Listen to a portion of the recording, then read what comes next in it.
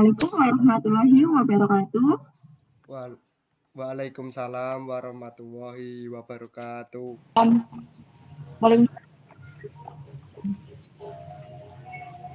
Selamat pagi anak-anak, apa kabarnya semuanya pada pagi hari ini? Baik, Bu. Sebelumnya Ibu akan mengingatkan ya, adakah yang tidak hadir pada pagi hari ini? Baik, Bu, saya mengingatkan terlebih dahulu ya. Pertama, Muhammad Al-Husron, ada? Hadir, Bu. Siti Mauliana, ada? Ada, Bu. Rita,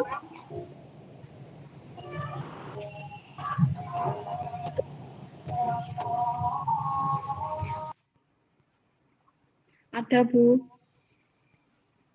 Oke.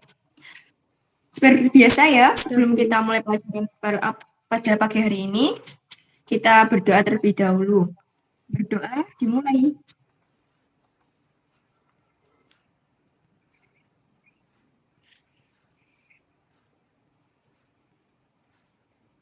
Doa selesai. Untuk menambah semangat kita pada pagi hari ini, bagaimana kalau kita menyanyikan lagu Garuda Pancasila terlebih dahulu? Bagaimana anak-anak? Baik, Bu. Nanti Ibu hitung sampai 1 sampai 3 ya. Baik, Bu. Nanti ke hitungan ketiga kita mulai. 1, 2, 3. Garuda Pancasila, akulah pendukungmu. Patriot proklamasi, sedia berkorban untukmu. Sedia berkorban untukmu. Pancasila, Pancasila, rakyat adil, makmur, rakyat sentosa, sentosa, pribadi bangsamu. Ayo, maju, ayo maju. Beri tepuk tangan kita semua.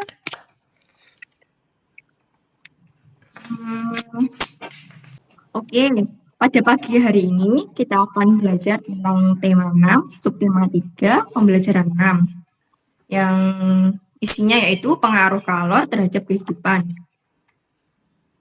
Dari pembelajaran kali ini, ada pun tujuannya, yaitu dengan presentasi yang diberikan Ibu nantinya tentang pengaruh kalor terhadap kehidupan, kalian dapat menyimpulkan materi pengaruh kalor terhadap kehidupan.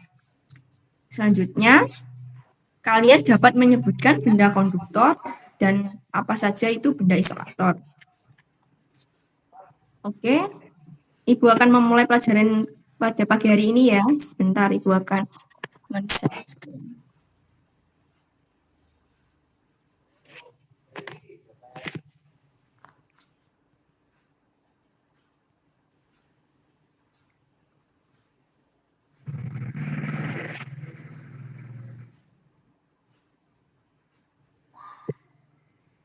Apakah sudah bisa? Sudah, Bu.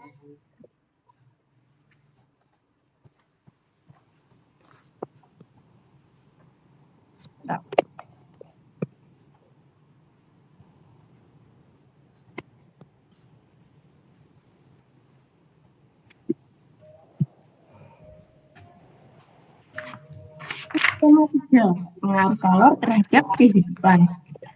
Yang kita bahas kali ini yaitu yang pertama, bahan konduktor dan isolator, sejarah Bernoulli, penggunaan benda konduktor dan isolator, bahan konduktor dan isolator. Nah, ini yang pertama, yaitu bahan konduktor dan bahan isolator. Ada benda yang mempunyai kemampuan menghantarkan panas dengan baik. Ada pula benda yang tidak dapat menghantarkan panas. Bahan yang dapat menghantarkan panas dengan baik disebut dengan konduktor. Sedangkan bahan yang tidak dapat menghantar panas disebut dengan isolator. Dan juga ada yang bahan yang sedikit dapat menghantarkan panas yang disebut dengan semikonduktor. Bahan konduktor yang sering digunakan dalam kehidupan sehari-hari biasanya terbuat dari besi, aluminium, dan tembaga. Contohnya panci, meja penggorengan, susu, dan lain-lain.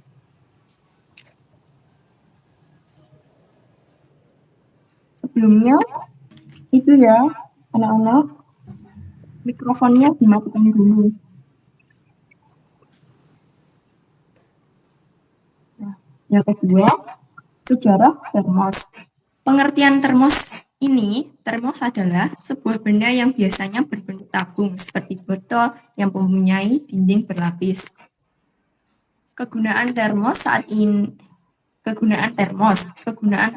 digunakan untuk menyimpan air panas dan menyimpan air dingin agar tetap dingin dan agar tetap panas sesuai dengan kebutuhannya ya. Pencipta termos pertama kali pada tahun 1902 adalah James Dewar. Penemuannya didorong oleh kebutuhannya untuk menjaga agar minuman bayinya tetap hangat. Tetapi saat itu, untuk menjaga suhu minuman agar tetap hangat merupakan hal yang sangat sulit dilakukan, terutama dalam kondisi cuaca yang dingin seperti di Eropa. Karena kebutuhan inilah, James Dewar menemukan cara membuat botol hampa udara. Botol hampa udara merupakan wadah dari kaca berdinding ganda dengan ruang di antara dindingnya dikosongkan dan ditutup rapat untuk mencegah agar panas tidak menjalar. Sementara di dinding sebelah dalam botol tersebut dilapisi perak untuk mempertahankan panas. Botol hampa udara itulah yang kemudian menjadi cikal bakal lahirnya termos. Selanjutnya, penggunaan bahan konduktor dan isolator. Panas dapat berpindah dari suatu tempat ke tempat lain melalui konduksi, konveksi, dan radiasi. Contoh barang-barang dalam kehidupan sehari-hari banyak yang memanfaatkan sifat benda sebagai konduktor dan isolator. Nah, yang selanjutnya, isolator. Selimut dan panci merupakan benda yang memanfaatkan sifat ini. Selimut merangkap udara. Udara adalah salah satu isolator ya, sehingga tidak menghantarkan panas keluar dari tubuhmu. Yang kedua, panci terbuat dari bahan logam, misalnya aluminium. Aluminium merupakan penghantar panas yang baik. Panci akan menghantarkan panas ke makanan yang dimasak. Pegangan panci terbuat dari plastik. Plastik merupakan isolator, sehingga kamu tidak akan kepanasan ketika memegangnya. Selanjutnya, konduktor. Mesin mobil dan motor terbuat dari bahan yang dapat menghantarkan panas. Mesin memerlukan panas untuk memperoleh kinerja mesin yang ideal. Karena itu, mesin dibuat dari bahan konduktor sebagai penghantar panas. Bahan konduktor dan isolator di sekitar kita. Barang-barang dalam kehidupan sehari-hari banyak yang memanfaatkan sifat benda sebagai konduktor dan isolator. Yang pertama contohnya jaket dan sarung. Jaket dan sarung tangan wol memiliki cara kerja merangkap udara. Udara adalah isolator sehingga tidak menghantarkan panas yang keluar dari tubuh kita. Selanjutnya, mesin mobil dan motor terbuat dari bahan yang dapat menghantarkan panas. Mesin memerlukan panas untuk memperoleh kinerja mesin yang ideal. Mesin juga memerlukan energi listrik sehingga perlu bahan konduktor sebagai penghantar listrik. Terima kasih. Ini materi yang kita pelajari pada pagi hari ini ya, anak-anak.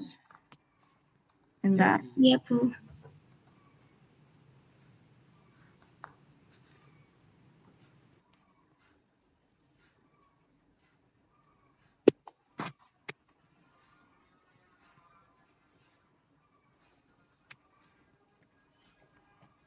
Oke. Adakah yang ditanyakan pada materi yang Ibu sampaikan tadi? Tidak ada, Bu. Tidak, Bu. Kalau tidak, Ibu akan bertanya kepada kalian ya. Nanti kalau bisa, angkat tangan. Oke? Oke. Yang pertama soalnya, sebutkan contoh benda yang mudah menghantarkan panas atau disebut dengan konduktor.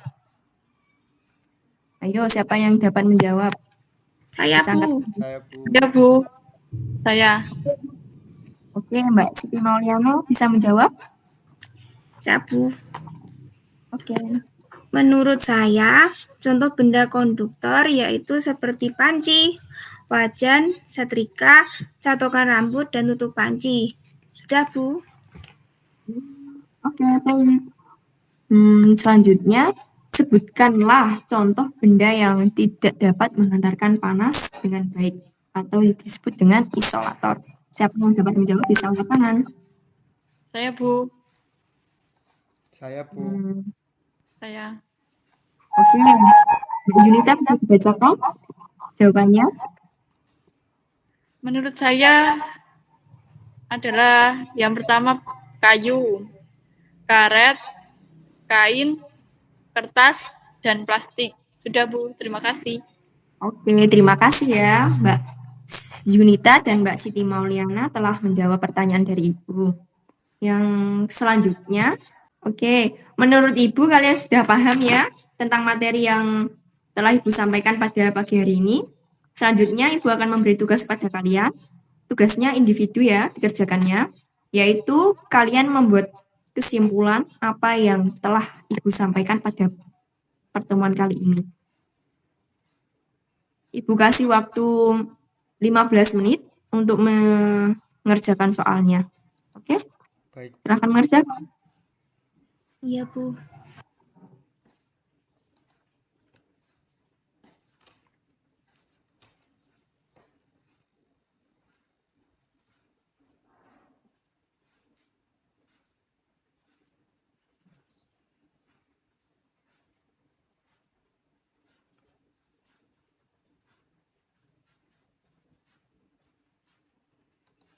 Bu, saya sudah selesai, Bu.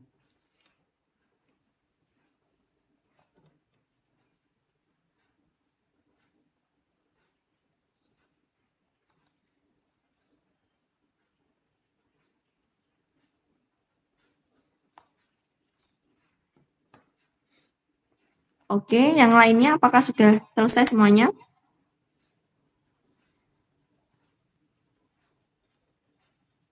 Bentar, Bu, kurang sedikit. Ya udah, Ibu tunggu. Ditunggu temannya semua ya, Mas Muhammad Ali Gufron. Iya, Bu.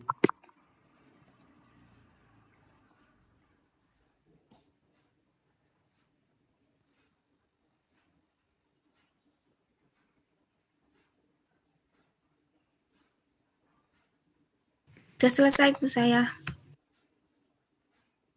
Oke. Baik, kalau Saya gitu juga selesai, Bu. bisa disampaikan. Ini Ibu tunjuk apa langsung dari kalian? Kesadaran diri sendiri? Siapa yang berani terlebih dahulu? Tunjuk aja, Bu. Oke, Ibu akan menunjuk. Mbak Yunita, apakah sudah siap? Sudah, Bu.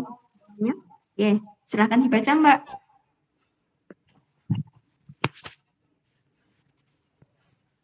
Kesimpulannya yaitu, konduktor adalah bahan yang dapat menghantarkan panas dengan baik, sedangkan isolator adalah bahan yang tidak dapat menghantarkan panas.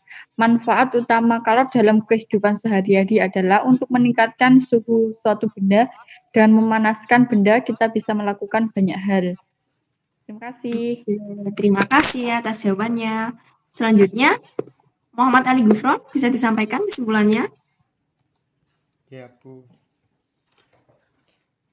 Menurut kesimpulan saya, konduktor merupakan bahan yang dapat menghantarkan panas dengan baik.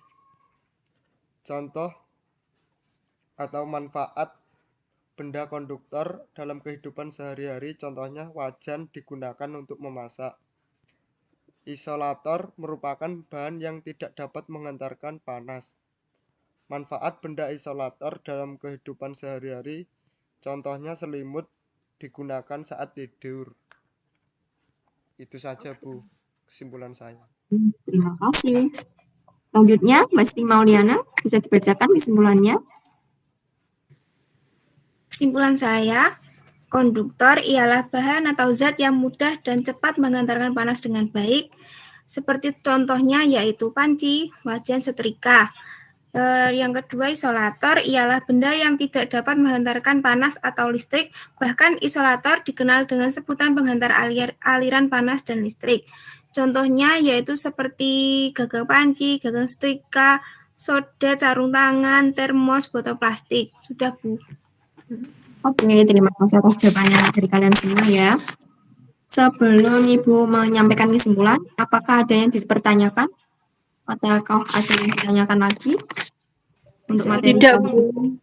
Tidak. Oke, anak-anak, menurut Ibu, kalian semua sudah paham ya materi apa yang kita pelajari pada pagi hari ini? Ya, Bu. Sudah, Bu. Oke. Kalau begitu, kita beri aplaus untuk kita semua. Oke. Itu sebelumnya Ibu akan membacakan kesimpulan dari Ibu ya. Banyak barang-barang dalam kehidupan sehari-hari yang tergolong konduktor dan isolator, sesuai dengan memanfaatkan kebutuhannya masing-masing. Jika benda yang dapat mempercepat perpindahan kalor disebut dengan konduktor, sedangkan benda yang tidak dapat menghantarkan kalor dengan baik disebut dengan isolator.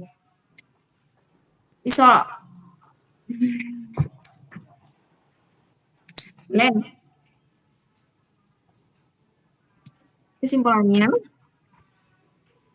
banyak barang-barang dalam kehidupan sehari-hari yang tergolong konduktor dan isolator dengan memanfaatkan kebutuhannya masing-masing. Jika benda yang dapat mempercepat perpindahan kalor disebut dengan konduktor, sedangkan benda yang tidak dapat menghantarkan kalor disebut dengan isolator. Isolator sendiri adalah suatu bentuk energi yang diterima atau dilepaskan suatu benda dari suhu yang tinggi ke suhu yang rendah. Bagaimana? Bisa diterima anak-anak? Bisa, Bu. Bisa, Bu. Selanjutnya, Ibu akan mengakhiri ya pertemuan pada pagi hari ini. Kurang lebihnya Ibu mohon maaf. Tidak ada salah kata dari Ibu. Saya akhiri. Assalamualaikum warahmatullahi wabarakatuh. Waalaikumsalam Waalaikumsalam warahmatullahi wabarakatuh.